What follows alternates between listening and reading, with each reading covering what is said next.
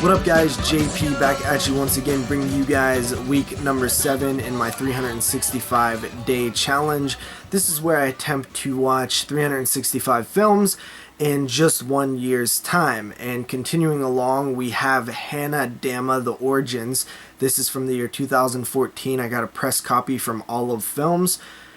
It is a Japanese horror film that gets very bizarre. I did a full review of it on episode number 73 of the 22 Shots of Modes in Horror if you want to hear that, but my brief opinions of it are it's set up as a revenge thriller a la Carrie, or, you know, another type of revenge film. This girl's being picked on by her classmates and she gets revenge, minus the telekinetic powers.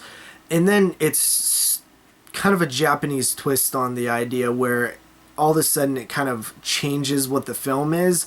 Later on, it's set up as this revenge film, but it kind of just gets into this bizarro, weirdo, like, orgy of craziness towards the middle and end part. There's a rape scene that comes out of nowhere.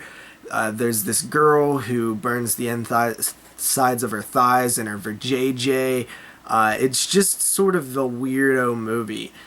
I was really into the revenge aspect of it, the bullying, the characters who are, you know, going through this rough time and stuff, and then once it gets into the bizarro stuff, I kind of tuned out a bit. I know that a lot of people would be the opposite. If you like these weirdo Japanese movies, you would enjoy this a lot more than me, because I really don't care for that stuff. So I do think that there are a lot of people that would enjoy that stuff more than the generic revenge stuff.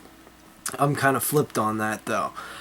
Overall, it's decent. It's not the best. I think other people would like it a little bit more than me if you're into that type of stuff. I give it a 6.5 out of 10. After that, we have 2001's Valentine, and this one is sort of just a early 2000s slasher that's very generic. There's not much to it. It uses the Valentine's Day gimmick and doesn't use it exceptionally well. It's just kind of there as, you know, a little bit of the backstory and things like that.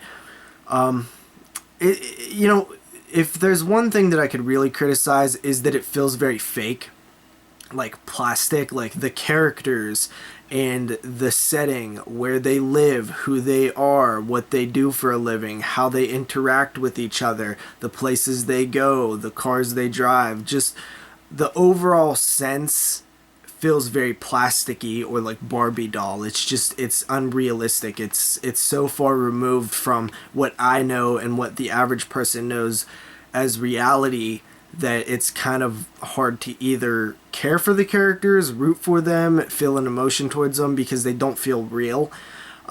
But at the end of the day, I mean, it's a generic slasher from the early 2000s that I kind of enjoyed. The kills are decent. The film opens up with a pretty suspenseful, like, chase type first death scene, which I thought was pretty good. It's actually better than what happens later in the film.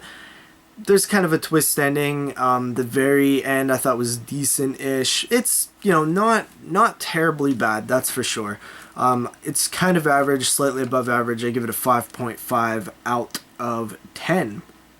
And moving on here, we have The Witch from 2016. I went to the theaters and seen this, and I hadn't been to the theater since 2013, when I seen the Cabin Fever, or the fucking Evil Dead remake. So it's been, you know, 3-ish years, which is crazy. This one was really good, honestly. Like, I really enjoyed it. I went with a group of people, and everybody pretty much enjoyed it. I did a full-length review of it where I really break the film down spoiler-free on the last mini shots that I did. So if you're very curious to that, check the link below. I'll put it in the description. It's pretty decent breakdown of the film. Just briefly, though, I liked the setting. I liked the realistic take on the witchcraft nature of the film. You know, it's about witches in the 1600s. The dialogue was a bit too realistic, a bit too strong. The way that they talked in this old English accent and dialect, it actually got really hard to understand some of the things that were being said at times. And I have a hard time critiquing the film, saying that it was too real. You know, it was too accurate. But it is kind of a problem when you're an American audience and you're actually trying to see a film and understand what's going on, and you don't talk like that anymore. So whether it's bad or good that they try to make it as you know, like genuine or as authentic as possible, I don't know. I think it's kind of bad because at the end of the day, it's a movie and it's there for entertainment. Anyway, besides that, it's pretty solid. The setting is very good. The witch is very creepy. The way that they kind of do the witch thing, I'm not going to say anything about that, you know, spoiler wise, but I think they handled the concept of the witch very, very good. And honestly, it was very, very, you know, creepy and scary. Besides that, I'll kind of let it go there. I didn't like how some of the characters' fates played out, and I did like how some of the other characters' fates played out, so it was kind of like a mix. The film also peaks really early. The first 10 minutes are the best 10 minutes of the movie, in my opinion. And, you know, it never really lives up to what it sets up in the beginning. Doesn't mean it's bad. Doesn't mean what happens the rest of the film is, you know, bad. It just means it was not as good as the first 10 minutes. So with that said, I give it about a 7.5 out of 10. Very solid watch. If it's still in a theater near you, I definitely recommend you go check it out.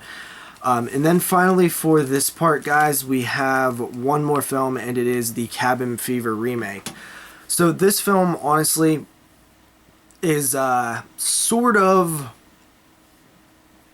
It's a weird way to talk about this without talking about the original.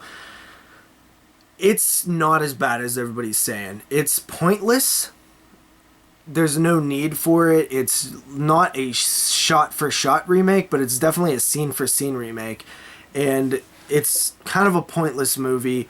There's no need for it. They're literally doing scene-by-scene what the original film did.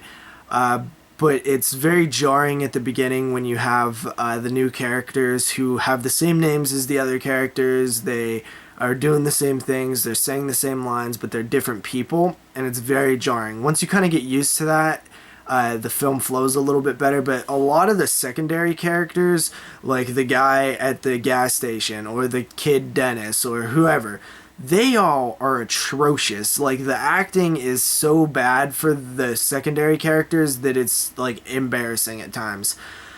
Besides that, I think they took a lot of things that the original kind of failed upon, just very minor things. Like, for example, the way that they sort of, you know, the Burt character shoots the guy out in the woods didn't make as much sense in the original as it does in the remake. They sort of tighten that up a bit, and they make it to where he's, you know, giving him a bunch of warning shots to stay away and stuff. It was a little bit different, and there's scenes like that throughout the film where you feel like they tightened up some of the maybe minor complaints people would have with the original film. However, they're tightening up all these things on a lesser film. So at the end of the day, they're like polishing, you know, crap. It's like they have crap and they're fixing things about it, but at the end of the day, it's still crap.